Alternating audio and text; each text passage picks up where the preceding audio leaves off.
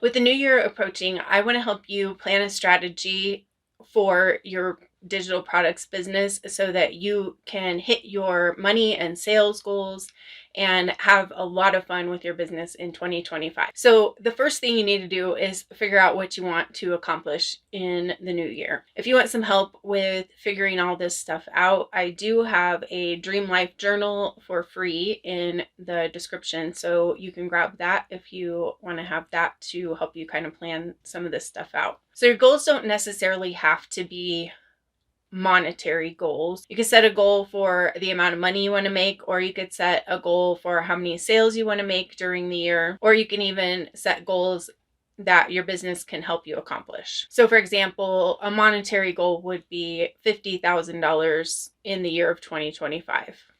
Or a sales goal could be you want to hit your first 200 sales. Another goal could be to quit your 9-to-5 job. So for your monetary goal, how many sales do you need to reach that goal? And we're going to base this on what your average product price is right now. If you have products in your shop already, how many sales do you need to make in order to reach your goal next year? And I realize that your products are probably different priced, but just take an average price, or the ones that you sell the most, what's the price of those? So let's say, for the sake of using some sort of simple numbers, that you want to make $50,000 next year and your average product price is $5. So you want to take the $50,000 and you want to divide that by $5. And you're going to end up with 10,000 sales for the whole year. That's how many you need to make. Then divide that 10,000 by 365 days, and you should come up with around 28 sales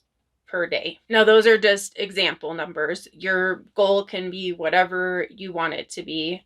It could be 10,000, it could be 25,000, it could be 100,000, whatever your numbers are, plug those into the equation. So when you come up with the number of sales that you need to make per day in order to reach your goal, does that feel like a doable amount, or does it feel like that's never going to be possible? So in the example, 28 sales per day, would that sound like you could do it, or would that sound like that's going to be way too much for me to be able to get to the amount of money that I want? Even if it sounds doable, I'm going to show you some ways that you can improve upon it. So if your business is already going and this isn't a brand new thing, how many sales are you already getting? And how far is that gap from where you are to where you want to be? So let's say you want to make 50,000 and you'd have to get 28 sales to get there, and you're currently making 10 sales. So you would need 18 more sales per day in order to bridge the gap. If you want to reach any goal, you have to know where you are and where you're going. So there are two ways that you can increase your income. You can increase your traffic and you can increase the price of your products. So here are some ways that you can increase your traffic to hit your goal. You can build an email list by offering a freebie or a coupon code. And this will allow you to be able to communicate with your customers after your sale. Especially on Etsy, once people buy from you, it's really hard to get them to buy from you again when you don't have any communication with them. So if you offer a freebie or a discount code, you can put that in your shop banner. You could put it in your product description. You could put it in your photos. And you can also make like a bonus download to go in with the downloads that they get when they purchase. And that would link them to your email list to subscribe to your email list. Another way you can increase traffic is by using social media. And I know nobody wants to use social media. Nobody wants to put that kind of effort in. You just want to throw your shop on Etsy and all of the traffic's going to magically come to you. And I'm not saying that it's not possible, but if you want to actually really grow, you have to put in a little bit of effort. And when you're posting on social media, you shouldn't be posting like, hey, here's my product. You definitely want to show your products, but you want to show how they help your customers, different ways that they can benefit them and make their life easier or better, save them time, save them money. If you need help with this, I have a 30-day Instagram challenge. You can get that in the link in the description, or you can go to passively-everafter.com/IG challenge. And I just wanted to show it to you really quick. It's a calendar like this. It's color coded so you can see their different, this is a carousel, the purple one, the turquoise is reels, and then the blue is stories. So you have this calendar with the ideas on it, and then you get the type of post it is and a description of what your post can look like, so that it makes it super easy for you to post on Instagram without having to rack your brain. The third thing you can do to increase traffic is make more products. So what you could do is set a monthly goal for yourself that you're going to create a certain amount of products and get them listed within the month. And by the end of the year, you'll have quite a lot more products than you started with. And of course, this is going to depend on how much time you have to work on your business. If you're working a 9-to-5 job or some other job than just running your business, then of course you have less time. So work with the time you have allotted and just get as many products out as you can. And be sure to promote them. The fourth way you can increase traffic to hit your goals is by creating better products. How can you make them more unique, or how can you make them more useful to your customers? Now that we talked about how you can get more traffic, let's talk about how you can charge higher prices for your products. So the first way is to make bundles of products instead of selling just one-off products. I've talked about this lots of times on this channel. It makes a huge difference in your profits if you bundle your products. And that's why I keep talking about it all the time. So if you think of it like this, 3 products will sell for a lot more money than 1 product. So think of the types of bundles that you can make. Even maybe with your existing products, you might have things that you could just bundle together. And that doesn't mean you can't sell the individual products as well, but definitely create bundles for those people that would like to buy everything all together that matches. The second way you can charge higher prices is when you make your new products, you can make them editable templates. People will pay more money for something that they can personalize and make unique to them. So you can check your current products and see if there's any way that you can make any of those editable if you already have existing products. And only do this if it's going to actually be an advantage for the customer to be able to personalize it. If it's something that doesn't warrant being editable, then don't put the time into doing that, because that's just going to be a waste of your time. And then even better, if you can come up with bundles of editable products, that will really increase your profits. So let's think about it this way. If you created bundles and sold those, and let's say for your bundles you were charging $10 instead of the $5 from the example in the beginning,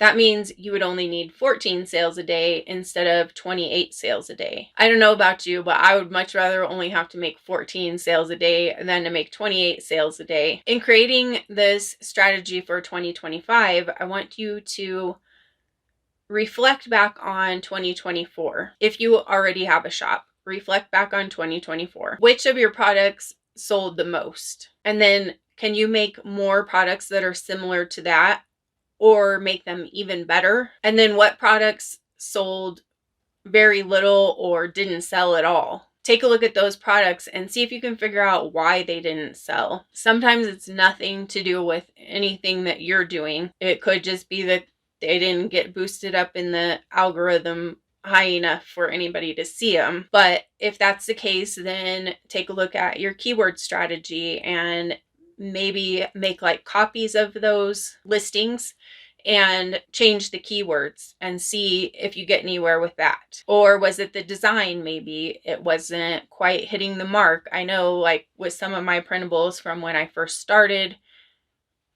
they just weren't that great. And when I look back on them now, I'm like, yeah, those aren't that great. So I ended up removing a bunch of printables from my shop because they just weren't making the cut. And then another problem could be that the niche is just too saturated for that particular product. Not saying your store niche altogether, but that particular product just might be really saturated and it just didn't make it to the top of search. Or it could just be not that helpful to people. Like, does it serve a purpose? Take a look at that and see if you can find a problem that it solves for your customers. If so, then it's probably a good product. Or it could be missing features. You can always look at products that are similar online on Etsy or just on Google or something and see like what kind of features do they have. Is there something that yours is missing that might be important to people and that's why it's not selling? And a good thing to do is look at how much traffic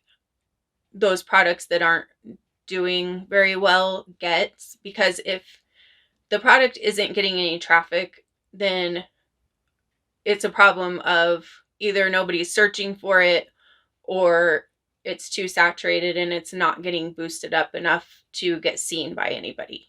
If there are people looking at it and they're not buying it, then it's probably a problem with your product. So just looking back on those old listings and see if those products need to be revamped, or if the listings need to be revamped, or if they're just a dead product and you want to write them off. Now, don't be quick to write off products though. I will say this. I've had products on Etsy that literally did not sell for like 2 years, and then all of a sudden people started buying. So if you think it's a good product, just leave it there. It's not hurting anything. It's not hurting your shop by being on your store. So just leave it if you don't think there's something really wrong with it. Then throughout the year, track your numbers. Track your sales and your income monthly to see if you're on track to hit your goals, or if you're improving, or if you're staying the same, or if it's going backward and you're losing momentum. And if you do this monthly, then you can make a plan each month to see where you can improve, how you can improve, so that you don't get to the end of the year and you're like, what happened? I didn't reach my goal.